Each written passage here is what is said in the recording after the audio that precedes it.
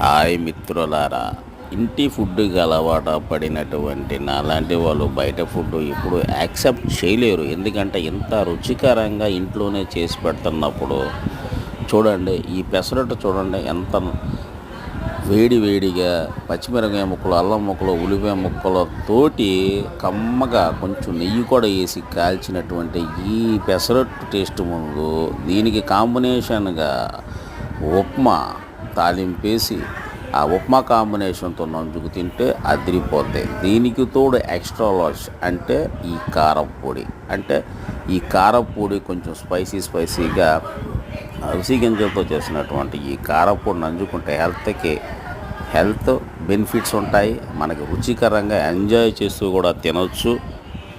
చక్కగా అందరూ నలుగురు కూడా మన ఇంట్లోనే తిని ఎంజాయ్ చేస్తారు.